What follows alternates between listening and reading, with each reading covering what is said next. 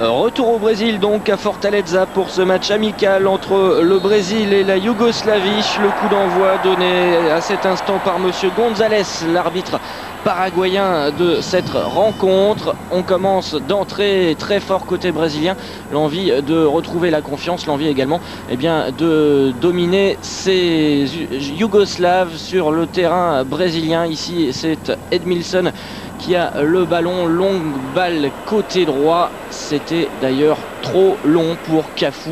Les Yougoslaves qui retrouvent le ballon. Les joueurs brésiliens, Nicolas, qui ont réellement besoin de reprendre confiance. Il y a eu beaucoup de polémiques avant ce début de rencontre.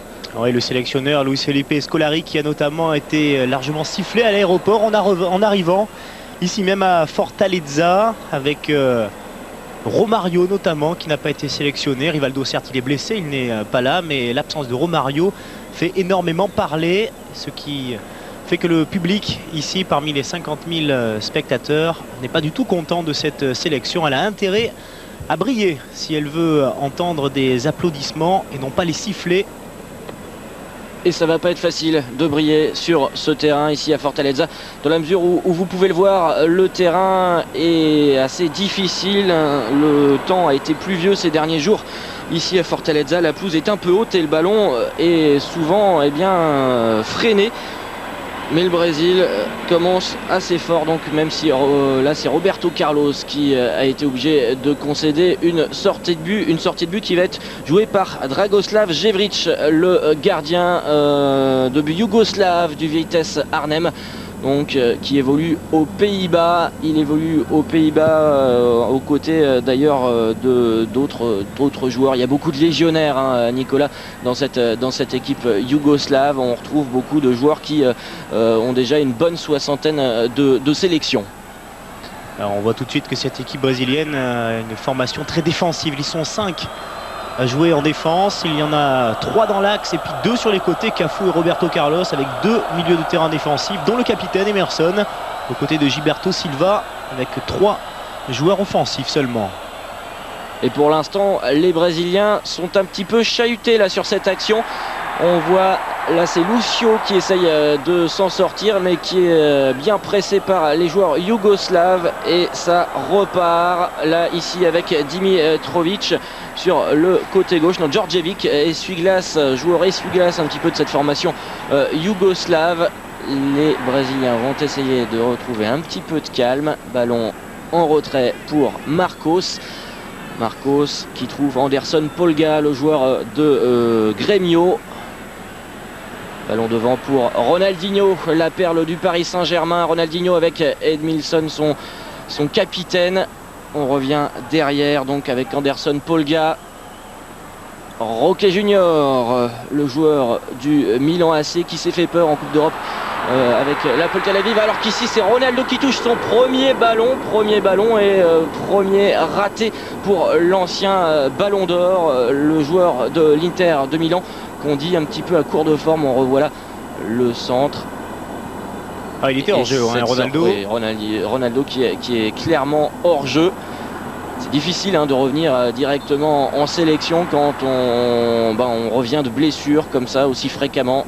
Et il aura surtout du mal à tenir les 90 minutes. On imagine que Luis Felipe Scolari va le remplacer. Il y a du bon monde sur le banc. Il y a notamment les attaquants Luisao ou encore le joueur du Deportivo La Corogne, Djalminha, milieu de terrain offensif, mais qui peut rendre bien des services à la pointe de l'attaque. Et avant de parler d'attaque, il va falloir soigner cette défense qui est un petit peu mise à mal par les Yougoslaves. Centre ici de Djordjevic. Ça va être récupéré par Nikola Lazetic. En retrait. Les Yougoslaves qui conservent le ballon. Une animation offensive un petit peu mise à mal par le pressing des Brésiliens. Le ballon malgré tout qui revient à Lazetic sur le côté droit. Et le sauvetage ici d'Anderson Polga. Ils jouent très bas ces Brésiliens. On voit le centre qui aurait pu faire mouche au deuxième poteau avec Milosevic qui était là. Vont peut-être devoir monter d'un cran les Brésiliens s'ils ne veulent pas subir les attaques placées des Yougoslaves. Et pourquoi pas ici avec Ronaldinho avec Edilson qui est titularisé en pointe, on l'a dit, aux côtés de Ronaldo. C'est un petit peu brouillon tout ça, ça va permettre à Dimitrovic, le joueur de Grasse, de récupérer la balle et de réorganiser un petit peu cette équipe yougoslave. Les Yougoslaves qui essayent un petit peu de calmer le jeu. Le début a été assez intense. Long ballon ici à destination de Savo Milosevic. Un geste d'énervement là, d'entrée de jeu. Ça va pas forcément... Il était hors jeu, il était forcément hors jeu. La Yougoslavie qui ne participera pas à la Coupe du Monde dans moins de 2 mois maintenant au Japon et en Corée. Ils sont tombés dans un groupe très homogène avec la Russie et la Slovénie qui ont devancé les Yougoslaves. Derrière la Yougoslavie 3e, les Suisses et les îles Féroé et le Luxembourg ont terminé loin derrière, mais les Yougoslaves, en finissant avec une seule défaite au compteur seulement, sont pourtant terminés, ils ont terminé 3e. Les Slovènes et les Russes se sont quant à eux qualifiés pour la Coupe du Monde. Il faut dire que ces Yougoslaves sont un petit peu, je dirais, entre deux époques. L'époque des légionnaires qu'on citait tout à l'heure, les Milosevic, les Mijatovic ou Mihailovic. Et puis il y a les autres, les jeunes qui essayent de se faire une place derrière. On parle notamment des joueurs du Partizan qui sont largement en tête d'un championnat yougoslave un petit peu dévalorisé. Alors que là, Ronaldo commence son manège dans la défense yougoslave, une série de dribbles qui lui a permis de mettre plusieurs défenseurs yougoslaves dans le vent avant de s'écrouler. Les Yougoslaves peuvent repartir. Ronaldo, on a pu apprécier sa pointe de vitesse et peut-être celle de Ronaldinho va également faire mal. Ronaldinho qui demande une main, son ballon a été contré par les Yougoslaves. On revoit le ralenti de Ronaldo. Déjà la première indication, c'est que les Yougoslaves se méfient énormément de Ronaldo, même s'il est à court de forme. Il y a 2 voire 3 défenseurs qui sont à moins de 2 mètres du prodige brésilien, il phénoménal de retour et qui espère bien entendu participer à la Coupe du Monde. Lui qui avait quitté la précédente phase finale quasiment sur une civière et il avait été pris de convulsions quelques heures avant la finale contre la France. Il n'avait pas été à son meilleur niveau durant cette finale au Stade de France. Edilson récupère la balle en retrait pour son capitaine Emerson. On repart flanc droit et ce sont les Yougoslaves qui récupèrent cette balle. Enfin, ils sont à la lutte là. Et une bonne récupération ici de Cafu pour Ronaldinho. Ronaldinho pour Ronaldo. Les deux joueurs se trouvent bien. 1-1-2. Ronaldinho face à Dragoslav Jevric. Et là, eh bien, le Yougoslave s'en sort plutôt bien face à l'ancien joueur du Grêmio Porto Alegre. Et on a vu un beau 1-2 là entre les deux attaquants brésiliens.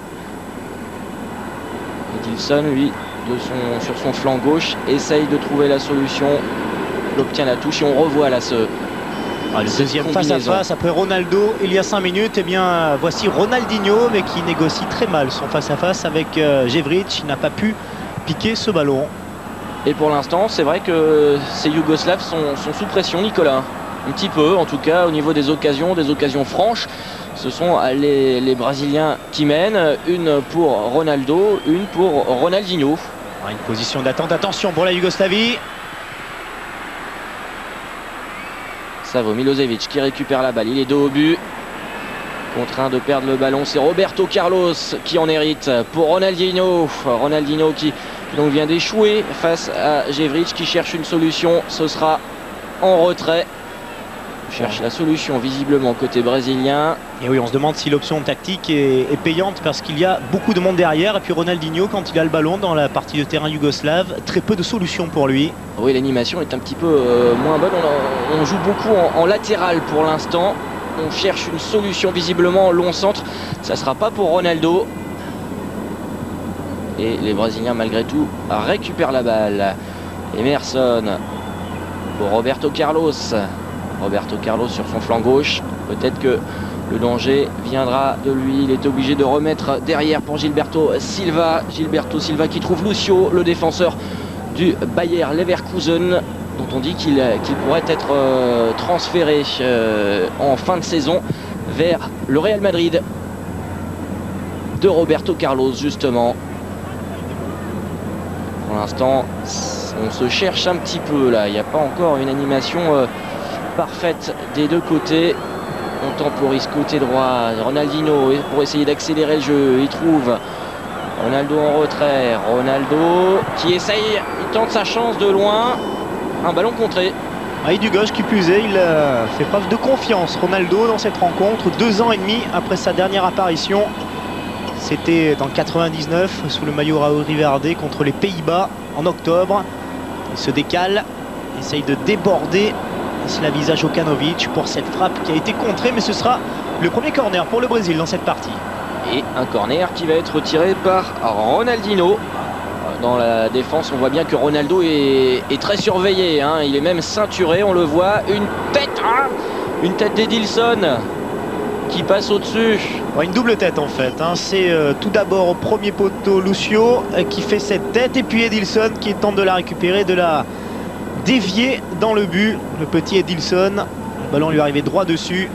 Là, Lucio avait fait un très joli travail. Edilson de la tête, ça ne doit pas lui arriver souvent, cela dit, de briller dans ce genre d'exercice, vu sa petite taille. Cela dit, le Brésil repart maintenant pour tenter de trouver une solution par Cafu pour Ronaldinho. Ronaldinho, 1-2 sur le côté droit toujours. Pour l'instant, cette équipe penche à droite, on le sent. Ronaldo décroché, Ronaldo une petite feinte et encore une frappe de loin. Radoslav Jevrich est encore bien placé. Quelle puissance pour Ronaldo, un petit décalage, la vivacité de l'attaquant de l'Inter. Regardez, même à 30 mètres, il n'hésite pas. Cette frappe avec 2 pas d'élan qui était cadrée, c'est le principal pour lui, se rassurer, frapper au but. On va voir s'il va tenir ce rythme et s'il va tenter tout au long de cette rencontre. Ronaldo qui a été ovationné à l'aéroport en arrivant dans cette province du Nord-Est par les supporters, les nombreux supporters brésiliens qui attendaient. Et en tout cas qui honore son statut de leader de cette équipe brésilienne. Ronaldinho dans le sens de la marche. On cherche des solutions, pas beaucoup de solutions pour le petit milieu de terrain offensif du Brésil. Et en tout cas une très belle passe pour Ronaldo, il s'en sort très bien Ronaldinho. Ronaldo qui temporise, côté gauche pour Roberto Carlos qui tente sa chance. C'est au-dessus.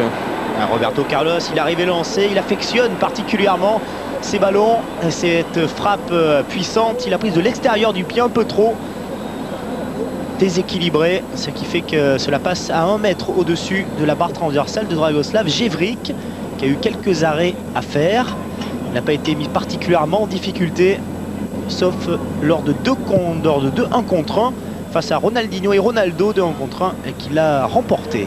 Oui, c'est déjà plutôt flatteur, parce que c'est quand même deux joueurs offensifs de gros calibre, et il s'en est bien tiré. Il est chaud pour l'instant, le gardien yougoslave, et ça tombe bien parce que les Brésiliens sont de nouveau à l'attaque avec Edilson face à Mihailovic qui met son gardien à contribution. C'était pas vraiment ça. Il me semble qu'il n'a pas touché le ballon, hein. Le gardien, il était déjà sorti.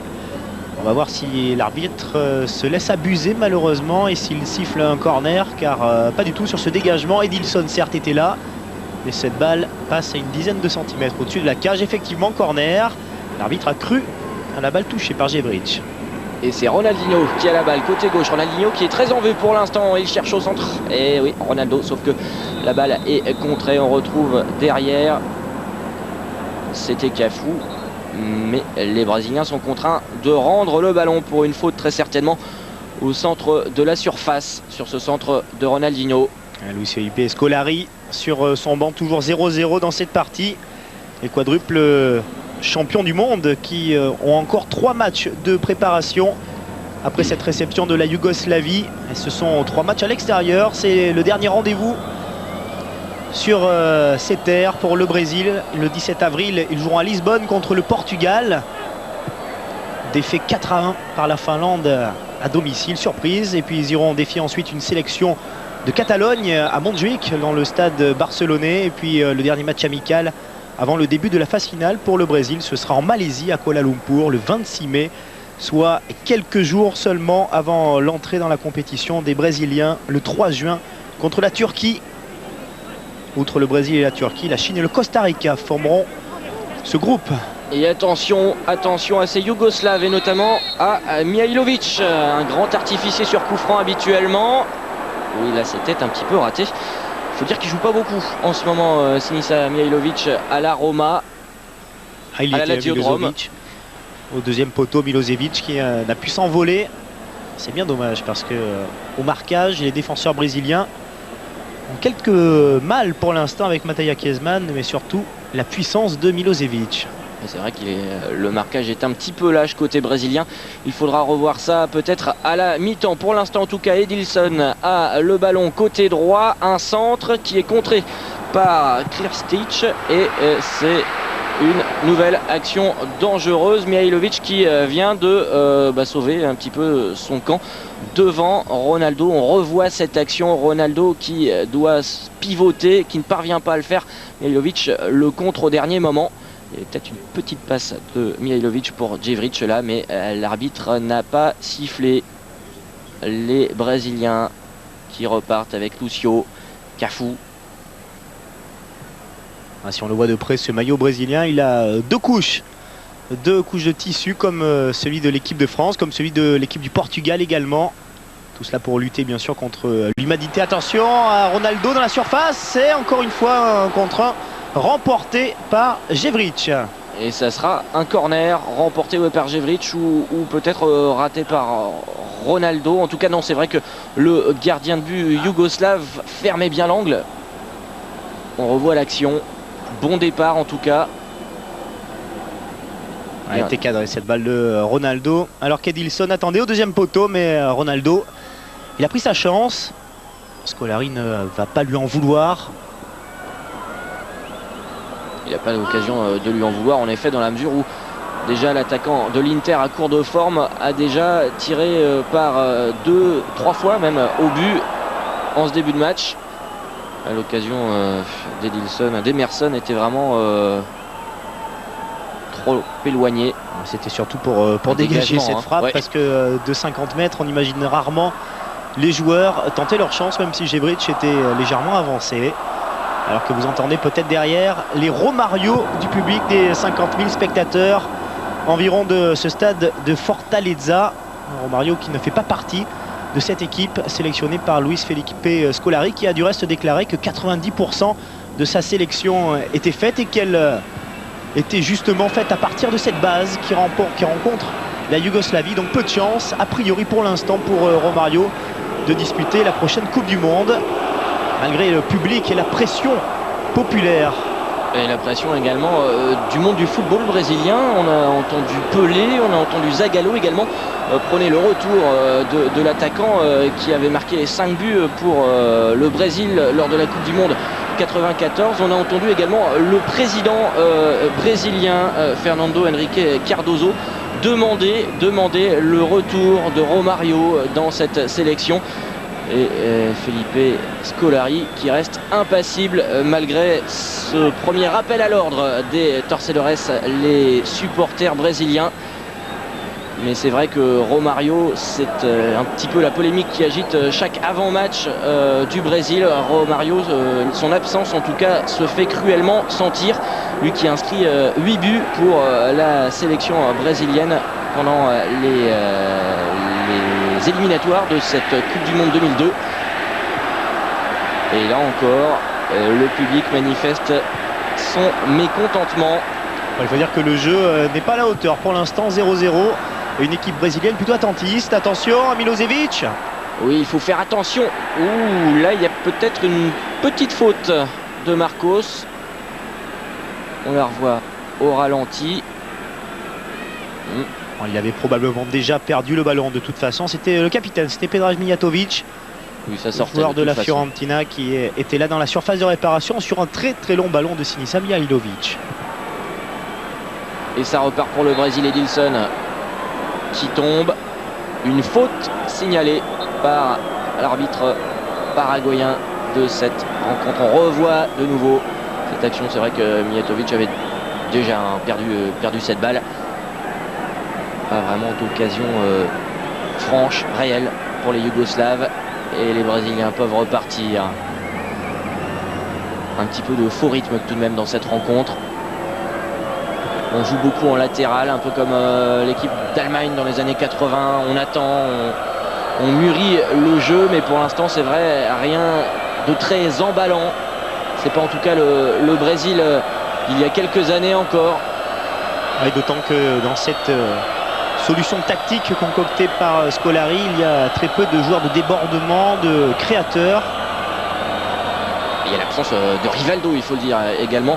Rivaldo qui a des problèmes au genou droit, problème récurrent, et cette fois-ci qui est touché également au genou gauche. Donc eh bien, le créateur, buteur de Barcelone et de cette équipe du Brésil n'est donc pas sur la pelouse. Il ne joue pas non plus avec Barcelone. Et forcément, Rivaldo, 8 buts également, lui aussi pendant cette phase éliminatoire, fait cruellement défaut à cette équipe du Brésil. Scolari qui a peut-être retenu la leçon de 98, car il a tout simplement déclaré bien qu'il voulait une assise défensive ultra solide afin de pouvoir espérer remporter la Coupe du Monde. Il faut dire qu'avec les talents offensifs qu'il possède devant, ça peut peut-être suffire. Seulement voilà, pour l'instant, on manque de percussion. Et pas sur ce coup d'épaule en revanche de Roque Junior. Il y en avait pas mal de percussions là, sur le joueur yougoslave Nikola Lazetic. Et on l'a vu, la percussion, ce sera peut-être par Denilson tout à l'heure. Denilson qui ronge son frein sur le banc de touche brésilien qui pourrait rentrer en jeu. Nikola Lazetic qui joue avec Raim Revivo et Kenneth Anderson en Turquie, à Fenerbahçe, et qui reste au sol. On revoit de nouveau cette... Oui, là, il y a un beau tampon tout de même de Roque Junior. Ouais, Roque Junior qui prend d'ailleurs un carton jaune sur cette action. Il n'a absolument pas suivi le ballon. Il a regardé le joueur. Il a essayé de savoir comment il allait pouvoir l'arrêter, tout simplement.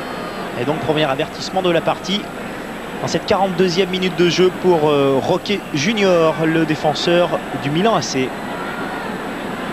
Et Lazetic d'ailleurs qui sort sur civière. Alors il va peut-être rentrer, c'est pas une sortie définitive, mais en tout cas il quitte le terrain pour se faire soigner. Oui, attention là sur le coup franc, parce qu'il y a Sinisa Mihailovic, redoutable artificier. Marcos forcément va bien placer son mur et il peut être inquiet. Et dans ce mur, Thierry Mihailovic, ouh là là, c'est au-dessus. Et ça un coup de pied digne de Gérald Merceron en rugby. Bien trop puissant, mal cadré, et passé largement au-dessus de la cage du gardien brésilien Marcos. Et ça peut donc repartir, et calmement, hein, comme depuis le début de cette rencontre, très tranquillement pour les joueurs brésiliens. Cette sélection à Ori Verde qui est toujours tenue en échec 0-0 par la Yougoslavie. Un adversaire régulier avant ou après les Coupes du Monde, et toujours au Brésil. Le match Brésil-Yougoslavie, il y en a déjà eu 6 depuis une quinzaine d'années, et à chaque fois cela a été juste avant les Coupes du Monde ou juste après. Et il y a une belle action avec Ronaldinho pour Edilson. Edilson face à... Ah, il y a un but, sauf que je crois il y a un petit hors-jeu au départ de cette action sur cette passe de Ronaldinho. Edilson était devant les défenseurs, je pense. C'est la raison pour laquelle ce but a dû être refusé. On va la revoir, oui, forcément. Edilson qui est quand même bien hors jeu. Il y a bien 1 mètre d'avance pour l'attaquant brésilien. Ouais, attention, parce qu'en fait l'arbitre a hésité énormément, parce qu'il avait vu Zoran Mirkovic en bas de l'écran qui couvrait peut-être Edilson. C'est pour cela qu'il a hésité avant de lever son drapeau. En tout cas, la plus belle occasion, ce but refusé pour le Brésil à quelques secondes de la mi-temps. Un mi-temps qui est sifflé d'ailleurs à l'instant même entre le Brésil et la Yougoslavie. Toujours d'ailleurs 0-0 entre les deux équipes, et on revoit donc la grosse occasion d'Edilson juste avant la mi-temps, avec un Ronaldo forcément heureux. 0-0 entre les deux équipes. On se retrouve dans un instant. Match entre le Brésil et Yougoslavie dans les tribunes en très très bonne compagnie, vous pouvez le voir. 0-0 pour l'instant entre les deux équipes. Nicolas, faux rythme dans ce match, et les Brésiliens n'ont pas encore trouvé le chemin du but. C'est pour cela que tactiquement Luis Felipe Scolari va choisir une autre option en deuxième mi-temps, avec les rentrées de Denilson notamment. Le voici de dos, le milieu de terrain offensif du Betis Séville. Il faut dire que Ronaldinho était bien esselé tout à l'heure pour créer. Autre rentrée, eh bien celle de Luisao à la place de Ronaldo qui après 2 ans et demi d'absence en sélection va donc prendre la place de l'attaquant de l'Inter de Milan aux côtés d'Edilson. 2 changements donc pour cette deuxième mi-temps et tenter de marquer car pour l'instant tout cela n'a pas été phénoménal. Très peu de spectacle, rééquilibrage de l'équipe donc par Scolari, davantage de milieu de terrain, plus de percussion en attaque, et puis on va voir ce que ça va donner contre des Yougoslaves bien organisés. Ils ne sont pas géniaux mais pour l'instant ils tiennent bien la baraque. Temps entre le Brésil et la Yougoslavie à Fortaleza, toujours 0-0 entre les deux équipes. Si vous nous rejoignez, 2 changements côté brésilien. Denilson est entré en lieu et place d'Anderson Polga, un milieu de terrain offensif donc en remplacement d'un défenseur. Entrée en jeu également de Luisao en remplacement de Ronaldo El Fenomeno qui était à court de forme, on le savait, et qui a donc laissé sa place en ce début de deuxième mi-temps.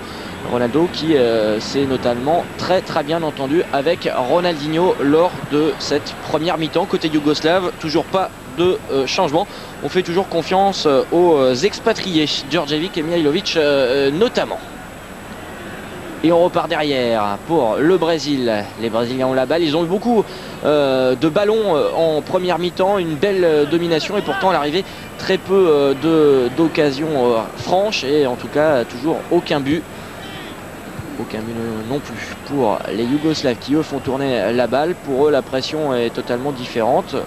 La pression du résultat, l'objectif n'est pas le même. Les Yougoslaves viennent ici pour je dirais se relancer. On sait qu'ils n'iront pas à cette Coupe du Monde 2002 en Asie, tombé on l'a dit dans un groupe assez difficile.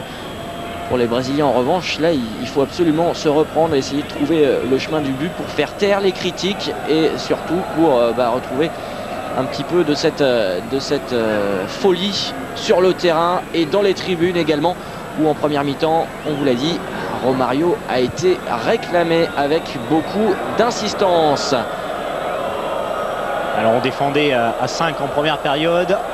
Il n'y a plus que 4 défenseurs pour le Brésil, même si on conserve les 2 milieux défensifs qui étaient Emerson et Gilberto Silva. En revanche, il y a 2 créateurs maintenant. Ronaldinho dans l'axe et plutôt sur le côté droit. Et puis un joueur, c'est Denilson qui va prendre le côté gauche afin de tenter de donner davantage de ballons aux attaquants. Edilson et donc Luisao qui a remplacé Ronaldo à la pause. Et un très bon début de match de Ronaldinho, en tout cas le milieu de terrain offensif du Paris Saint-Germain qui a ici la balle et qui a été sévèrement retenu par le maillot là. C'est grossier quand même, tirage de maillot aussi énorme. Ça va bien sûr mériter un carton jaune. Il partait seul au but. Peut-être qu'en match officiel ça méritait le rouge, car la solidité du maillot brésilien n'est plus à remettre en cause, parce que sacrément tiré sur le maillot avec Ronaldinho qui partait seul. Ce sera en tout cas une belle occasion avec les frappeurs de coups francs que sont Denilson notamment, ou même Ronaldinho. Ça peut tout de même être dangereux pour Dragoslav Djevrić. On sent qu'on est en match amical, parce que là la faute de Mirkovic, le joueur de Fenerbahçe, était énorme.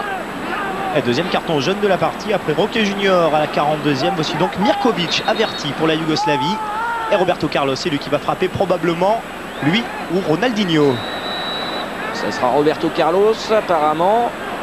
Roberto Carlos qui s'élance, lourde frappe comme d'habitude et ouf, Dragoslav Djevrić sur la trajectoire. C'était cadré, c'était puissant de la part de Roberto Carlos. Il n'a pas cherché à frapper dans le mur, à contourner le mur. C'était tout droit directement dans le petit filet sur la gauche de Djevrić qui était concentré, qui a pu dévier. Quelle frappe. Et là c'est Denilson qui a la balle. Denilson pour créer le danger avec ici Luisao dans le coin gauche de cette défense. Une nouvelle faute des Yougoslaves, nouvelle faute, celle de Slaviša Djokanovic, faute grossière là encore sur Denilson. Là on s'embarrasse pas, et c'est un nouveau carton. Les Yougoslaves qui sont un petit peu tendus en ce début de deuxième mi-temps, on le voit, bonnes intentions brésiliennes. Les Yougoslaves en face qui sont un petit peu nerveux, et résultat, faut-il y voir une relation de cause à effet. Je vous dis-t-il que c'est Koroman apparemment qui va rentrer en jeu pour la Yougoslavie. Ouais, à la place de Predrag Mijatovic qui va donc sortir peu avant l'heure de jeu. La rentrée d'un joueur du Dynamo de Moscou. C'est le seul Yougoslave qui évolue dans le championnat russe au Dynamo, Ojeren Koroman, qui va donc tenter d'apporter sa fraîcheur en attaque pour la Yougoslavie aux côtés de Milosevic et Kezman. Predrag Mijatovic qui sort donc, qui n'a pas l'air très content de cette sortie, ou alors de sa prestation peut-être ici au Brésil. Quelques sifflets, mais on est à l'extérieur, ça ne l'empêche pas. Allez, d'encourager Koroman qui entre en jeu donc pour jouer cette deuxième mi-temps. Koroman qui va se placer dans la surface dans l'attente de ce coup franc, alors qu'il a, et c'était Ronaldinho et non pas Roberto Carlos. Petite combinaison pour tromper les Yougoslaves, ça n'a pas encore marché, mais le ballon reste malgré tout brésilien. Centre de Cafouille, Ronaldinho de la tête, c'est pas souvent. Ronaldinho qui récupère cette balle, Ronaldinho dans la surface qui frappe. Et Dragoslav Jevric encore très bien placé. Ah, il a du jus, Ronaldinho dans la surface de réparation, une frappe de demi-volée qui aurait pu surprendre Jevric, qui a su bien se coucher alors qu'il avait profité d'un contre favorable. Ronaldinho à l'affût, et c'est lui-même qui va frapper ce deuxième coup de pied arrêté en 1 minute. Ce sera un corner cette fois. Corner donc de Ronaldinho, une tête de Roque Junior qui ne donne rien. Ouf, Cafou qui se trouve. Et ça repart en contre pour cette équipe yougoslave. C'est Kezman justement qui a la balle. Une faute. Ouais, Mateja Kezman, très dangereux. L'attaquant du PSV Eindhoven qui a déjà marqué 10 buts dans le championnat néerlandais.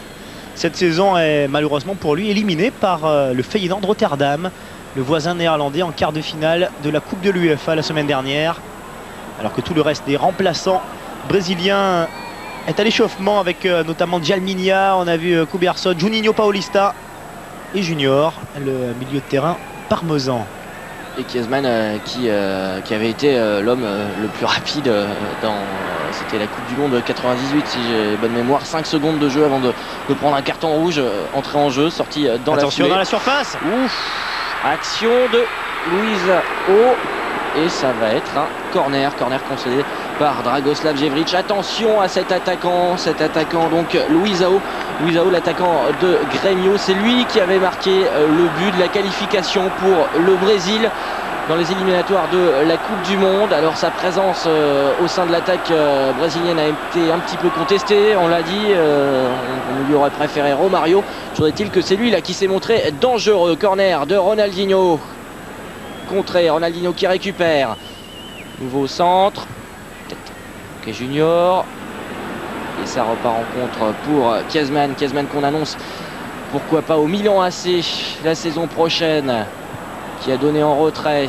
Et bon retour des Brésiliens. C'est Emerson qui va remettre tout le monde dans le sens de la marche. Temporise, il donne sur le côté droit pour Edilson qui aura été très mobile, passant du flanc gauche au côté droit. Et là on voit Dejan Savicevic. Ouais, sur la première action de Luisa O, il y a une petite minute, on a pu voir l'erreur de couverture de Malian Krastic, le défenseur du Werder de Brême. C'est lui qui couvrait Luisa O, qui aurait été hors jeu, sinon attention à Edilson. Luisa O en retrait pour Denilson. Le ballon est contré, Roberto Carlos. Oui, il ne va pas se poser de questions. Roberto Carlos, la frappe directe, frappe toujours très dangereuse, mais encore une fois Dragoslav Jevric, le gardien de Vitesse Arnhem, se montre très sûr dans sa prise de balle. Ouais, surtout ce qui est bien dangereux, c'est que c'est puissant et surtout c'est cadré, toujours cadré avec Roberto Carlos. Mis à part en première mi-temps une reprise qui est passée au-dessus, mais ce n'était pas sur coup de pied arrêté. Là le ballon était quasiment arrêté, il a eu le temps, Roberto Carlos, et il l'a cadré.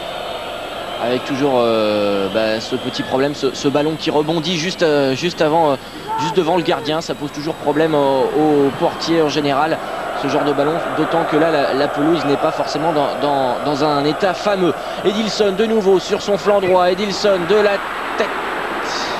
Là c'était Luisa O qui va au contact. Et ça repart pour les Yougoslaves et Nikola Lazetic. Ah, quelle occasion de Gilberto Silva, cette tête dans la surface de réparation qui a manqué de profiter ensuite dans un deuxième temps. à Luizao. Ils commencent à pousser très sérieusement les Brésiliens.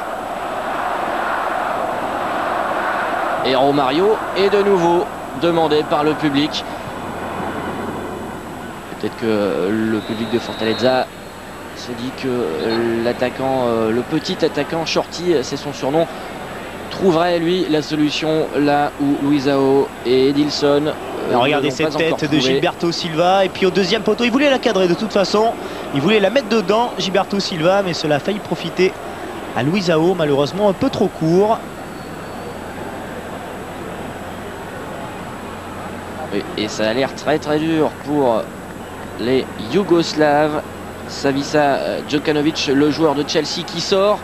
Il est remplacé par le numéro 6 de cette équipe yougoslave. Igor Dudja, le premier joueur yougoslave à évoluer au pays, au Partizan Belgrade. Le voici enfin.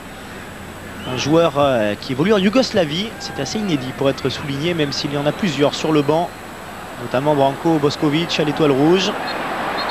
Et Denilson encore dans ses œuvres, qui obtient un coup franc pour cette faute de Koroman. Combatif, Koroman, on ne peut pas lui reprocher, mais c'est vrai que c'est un petit peu redondant, répétitif, ces fautes à répétition avec le maillot qui est accroché pour empêcher ces Brésiliens de jouer. On voit très bien que les Yougoslaves sont venus pour museler cette équipe brésilienne, museler les individualités et empêcher le Brésil de se montrer dangereux et trouver le chemin des filets. Alors qu'on vient de voir Juninho Paulista, le milieu de terrain offensif, le créateur de Sao Paulo, qui devrait rentrer. Il prend les dernières recommandations de Luis Felipe Scolari. Attention à Kezman. Il est bien pris, enfin bien pris. Là encore, Lucio se joue un petit peu des mains pour se défaire de Kezman. Un attaquant toujours dangereux, on l'a dit. Et là, c'est Denilson qui essaie de créer le danger sur son côté gauche. Denilson qui proteste. Il vient pourtant de faire faute sur Zoran Mirkovic, l'ancien défenseur de la Juventus de Turin, qui est à terre. Et Denilson aura-t-il pris un carton? Non, il ne prend pas de carton jaune sur cette action. Sur cette faute, il avait tenté le débordement. C'est vrai qu'il est accroché tout d'abord. Et ensuite, c'est lui qui va être sanctionné. Petite vengeance, il ne s'est pas arrêté, en tout cas volontairement, alors que Zoran Mirkovic était passé devant l'ancien défenseur de la Juventus de Turin.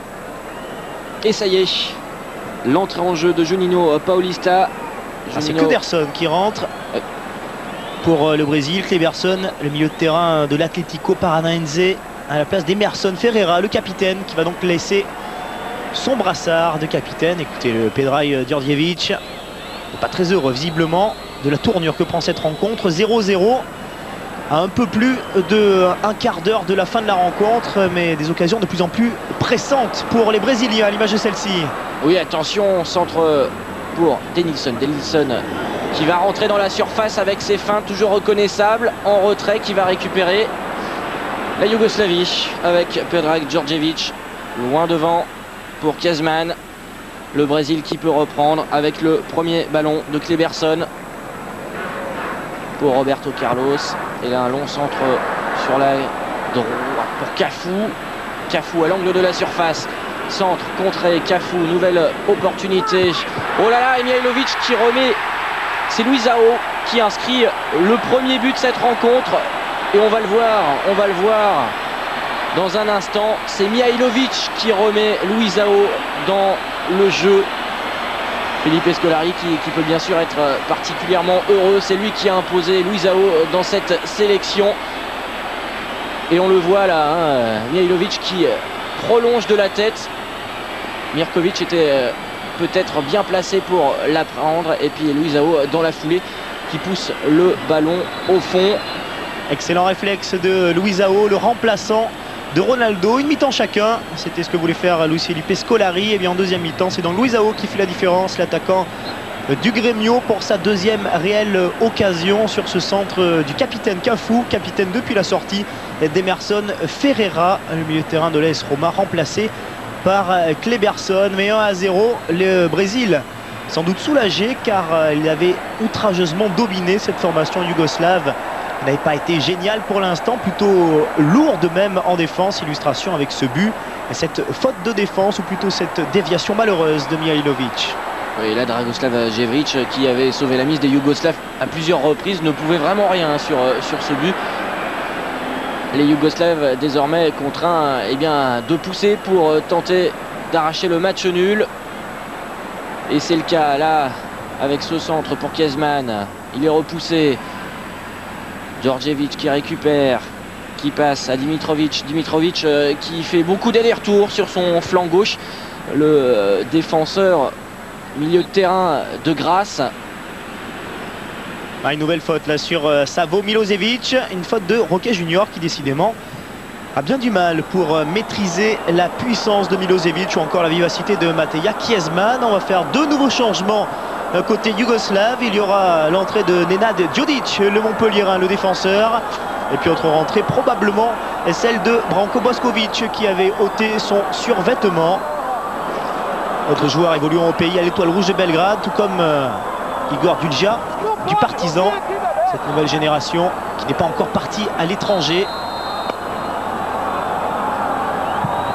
Et deuxième grosse frappe pour Mihailovic après celle en première mi-temps. Il veut sortir, il en a ras la casquette. Maintenant le capitaine yougoslave, peut-être un peu blessé sur cette frappe, pourquoi pas. C'est possible, en tout cas un petit rictus, et c'est vrai, ça y est, entrée en jeu donc de Djodic, a priori pour le remplacer en défense centrale, le défenseur montpellierin, très régulier cette saison avec le club payadin. Et la sortie de Mihailovic qui n'a pas toujours été à son avantage ce soir.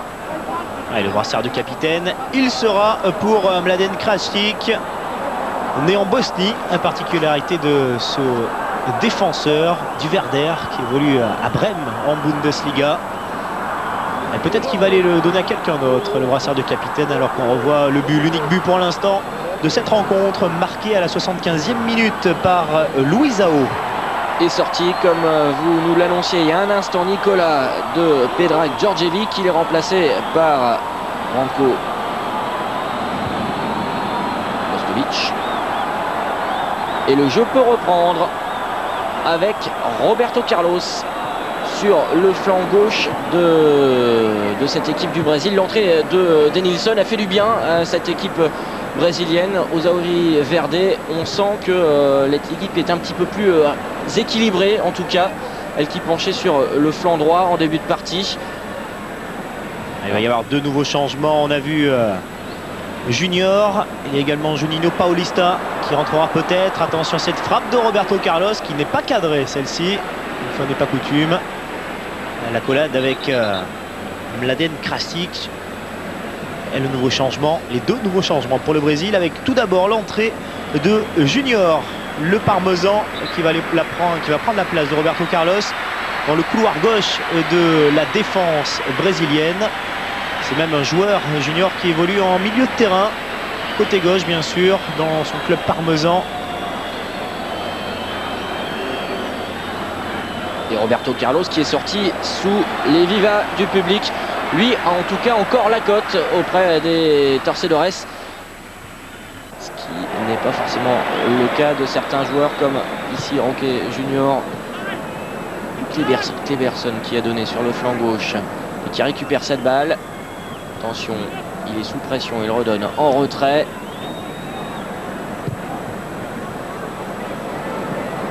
La balle pour Cafu, le nouveau capitaine Ronaldinho. Ronaldinho qui cherche une ouverture là, c'était dangereux.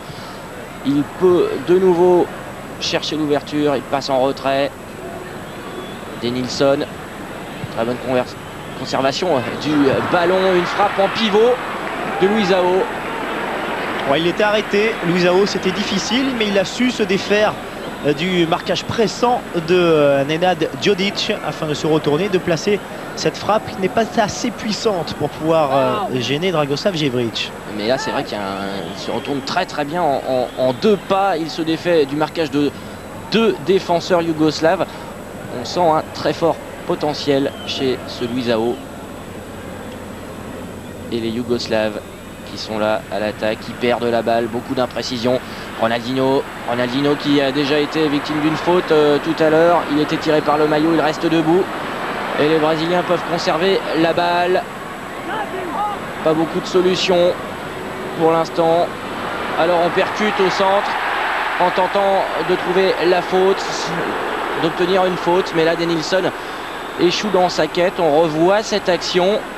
Il avait touché le ballon légèrement, certes, mais cela suffit pour influencer l'arbitre. Pas de faute donc, même si la cheville a bien été prise également par Zoran Mirković. Pas de faute, mais encore beaucoup de difficultés pour cette équipe yougoslave face au Brésil, qui n'est pas génial, mais qui mène 1-0 et qui pour l'instant se crée les meilleures occasions, plutôt même toutes les occasions de cette deuxième mi-temps. Oui, car les occasions yougoslaves sont très rares. Très rares. Bien sûr, Kezman ou Milosevic ont pu faire courir quelques frissons dans les tribunes, mais c'est rarement allé jusque dans la surface de réparation de Marcos, qui aura une soirée assez calme. Cafu, lui, essaye de faire passer à Dragoslav Djevrić. Soirée un petit peu plus difficile. Denilson, très belle frappe. À côté, évidemment. La précision de Denilson sur cette frappe de l'extérieur du pied. Sans danger pour Dragoslav Djevrić, alors que c'est terminé dans cette rencontre. En sortie de Ronaldinho, je crois. Pas du tout terminé, effectivement. Avec les applaudissements de Ronaldinho et du public. Il est content, il est heureux, Ronaldinho, avec l'entrée en revanche de Juninho Paulista, le milieu de terrain offensif de Sao Paulo, qui allait donc se placer avec Denilson comme milieu créatif derrière les attaquants que sont Luisao et Djalminha. Les consignes de Luis Felipe Scolari, qui a l'air très satisfait de la prestation de Ronaldinho. Il faut dire qu'on l'a beaucoup vu. Et la valse des changements continue avec l'entrée de Danko Lazovic, attaquant du Partizan Belgrade, à la place de Savo Milosevic. Et là, c'est toute la jeune garde yougoslave qui est en train d'entrer sur le terrain. C'est a priori tous les jeunes du Partizan, pour la plupart, qui sont désormais opposés au Brésil. Une opposition qui peut leur permettre de prendre du galon. On sait que le football yougoslave, le championnat yougoslave est un petit peu plus faible désormais. Il n'y a qu'à regarder cette composition d'équipe. Un seul joueur de l'Étoile Rouge de Belgrade, quand on voyait jusque dans les années 90 une très grosse influence du club belgradois dans la sélection.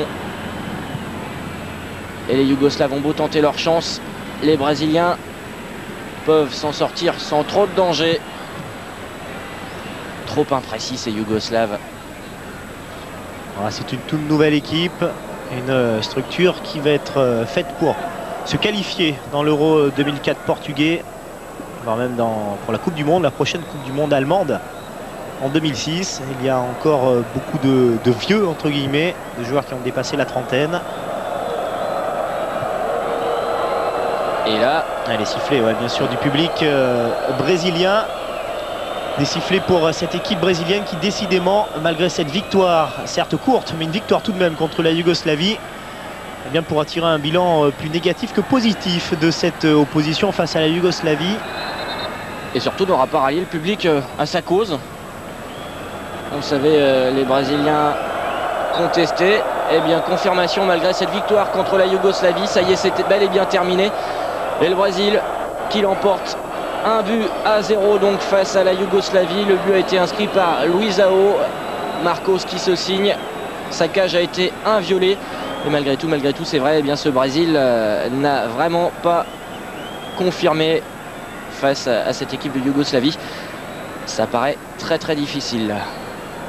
Salut à tous, merci de nous avoir suivis pour ce Brésil-Yougoslavie. À bientôt pour d'autres matchs amicaux.